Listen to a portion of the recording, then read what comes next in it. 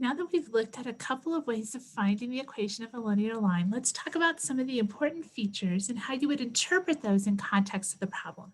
So the three things that we're going to be most interested in looking at are the slope, which we represent with the letter M, the vertical intercept, that's also the y-intercept, commonly called. And that's the letter B that we use in our slope-intercept form. And then the horizontal intercept. So this would be where your line crosses the x-axis or the horizontal axis. So picture-wise, what we're looking at is here is B, your vertical intercept, and here is A, your horizontal intercept. Okay, so I have a couple of sentences to interpret each of these. And just kind of one thing to keep in mind, these would not fly with an English professor because they're not grammatically always the best if you're just kind of filling them in. So you're welcome to just fill in the blanks. You're also welcome to kind of adjust the sentence so it makes a little more intelligent sense, as long as it's kind of getting to the same point. So the way we interpret the slope in context of the problem is it starts out with as the x variable increases by 1 unit. So that's whatever you have listed on the x-axis and whatever its units of measurement are. Then the y variable is going to either increase or decrease by the slope value, and then you're going to put those units for the y-axis as well. So there's your y variable on this axis. So you would list that category and its units. And then for these two in the middle, so if you have a positive slope, then you would choose the word increases and you just put the number here in this blank. If your slope is negative, then what you're going to do is you would say that your y variable is decreasing by, and then you're going to take the minus sign off the number for the slope because you've already accounted for the minus sign by saying the word decreases. So you're going to say it decreases by 3 centimeters or something like that. Okay, so take that minus sign off. The vertical intercept, so the coordinates for that vertical intercept are when x is 0, then y is going to be equal to this b value.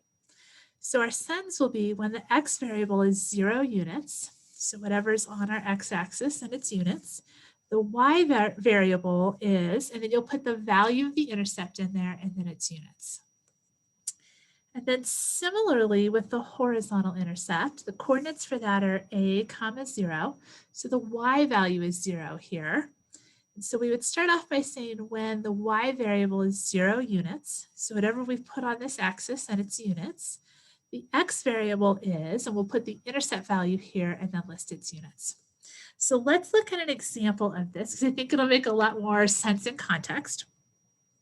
So we have a flight costs $10,000 to operate regardless of the number of passengers, and each ticket costs $127. The equation for the profit y in terms of the number of passengers x is y is equal to 127x minus 10,000. Okay, so graphically, we would be looking at putting, this is our x, here's our y, the number of passengers here, and then the profit is what is our y variable or what's on our y-axis. Okay.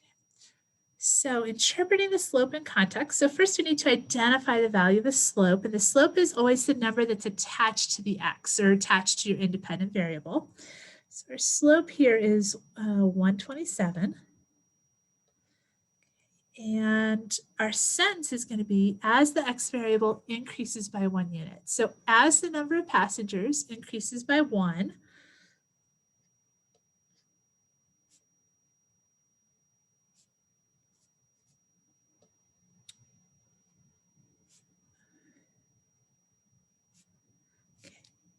and you could put 1 person on there if you wanted to put some units on there, but the number of passengers kind of already indicates that our units are people.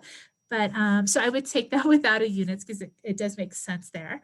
And then we're looking at what the y variable does. So our slope is positive, so we would use this word increases. And our y variable is this profit. So as the number of passengers increases by 1, profit is going to increase by, and I'm assuming this is in, yep, it's in US dollars, so we would say by $127. So that'll give us our slope. For the y-intercept, so the y-intercept is already on here. That would be this negative 10,000. So you don't have to do any work to get it because it's easy to identify when this is already in y is equal to mx plus b form. So b is equal to negative 10,000. Our sentence here. So when the x variable is 0 units, so when there are 0 passengers, okay, or when the number of passengers is 0 people, anything kind of along those lines is fine. The y variable is negative 10,000 units. So our units are dollars. That makes that nice and easy. So our profit is going to be negative $10,000. So in other words, just the cost to fly this airplane is $10,000. And that's just kind of our fixed cost, our overhead cost. And then we have the x-intercept. So the x-intercept is not one of these letters or parameters that are in our function. So you usually have to solve for that, but it's not too hard because we get our horizontal intercept when y is equal to 0. So if I take this equation and set y equal to 0 and solve, that'll give me my horizontal intercept. So if I have 0 is equal to 127x minus 10,000, I can move the 10,000 over. I get that that's 127x. And then if I divide both sides by 127, I should have what I need. 10,000 divided by 127.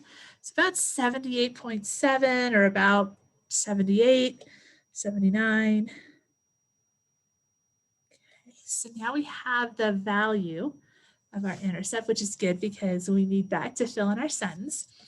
Okay, so when the y variable is 0 units, so when the profit is 0,